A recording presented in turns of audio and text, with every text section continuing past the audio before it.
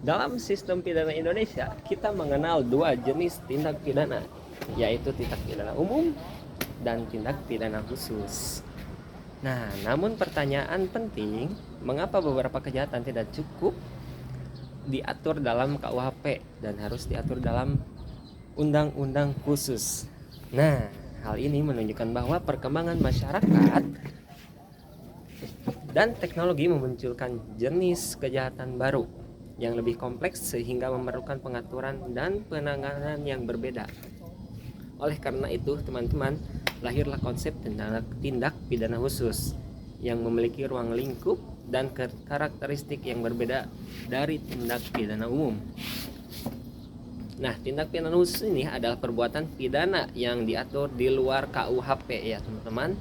Tidak diatur dalam KUHP tapi di luar KUHP dan memiliki aturan khusus baik dari segi material maupun prosedur penegakan hukumnya. Ciri-cirinya seperti yang kesatu itu ada diatur dalam undang-undang khusus di luar KUHP, dan yang kedua memiliki mekanisme penegakan hukum yang khusus. Yang ketiga berkaitan dengan kepentingan publik yang luas. Dan yang keempat, biasanya melibatkan kejahatan yang kompleks dan terorganisir. Nah, pengaturan khusus ini diperlukan karena kejahatan tertentu tidak bisa ditangani dengan mekanisme hukum pidana biasa. Misalnya seperti korupsi atau pencucian uang yang melibatkan jaringan, teknologi, dan kerugian negara dalam jumlah besar. Nah, beberapa kejahatan melibatkan sistem yang rumit seperti jaringan internasional atau teknologi, teman-teman. Contohnya seperti korupsi, pencucian uang, dan kejahatan cyber. Kejahatan ini tidak hanya merugikan individu, tetapi juga merugikan negara dan masyarakat luas, teman-teman. Contohnya seperti korupsi yang merugikan keuangan negara, narkotika yang merusak generasi muda. Beberapa tindak pidana khusus memiliki lembaga penanganan khusus, contohnya seperti Komisi Pemberantas Korupsi atau KPK. Terus ada juga dari BNN, Badan Narkotika Nasional, yang khusus untuk narkotika. Dengan adanya pengaturan khusus, negara dapat memberikan penanganan yang lebih efektif seperti hukuman yang lebih berat, penyelidikan yang lebih luas, serta kewenangan khusus bagi aparat penegak hukum. Nah, ada beberapa contoh tindak pidana khusus di Indonesia, antara lain seperti yang kesatu itu ada tindak pidana korupsi yang diatur dalam Undang-Undang Pemberantasan Tindak Pidana Korupsi.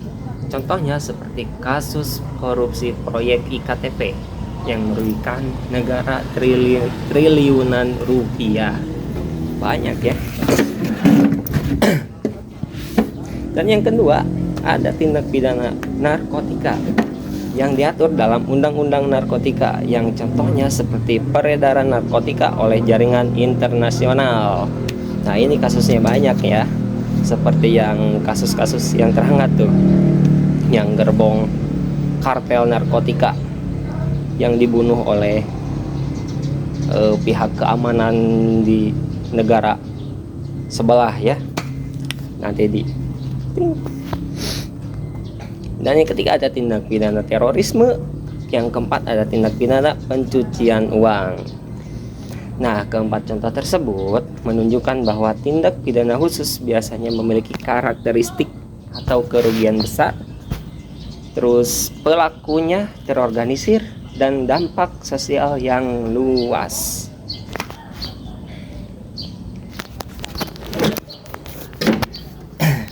Nah, berdasarkan analisis tersebut dapat disimpulkan bahwa tindak pidana khusus muncul karena perkembangan kejahatan yang semakin kompleks dan berdampak luas terhadap negara dan masyarakat.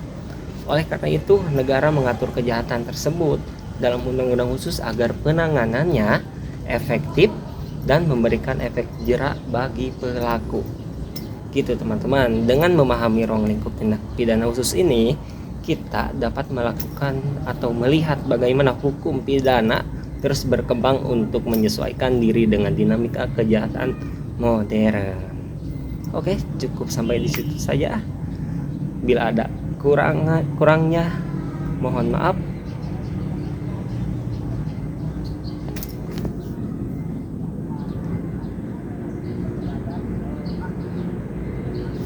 Oke, cukup sampai di situ saja.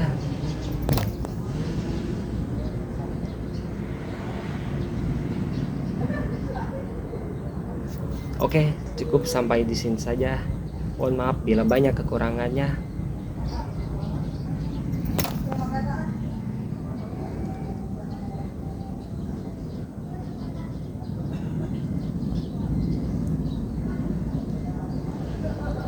Oke, sampai di sini saja.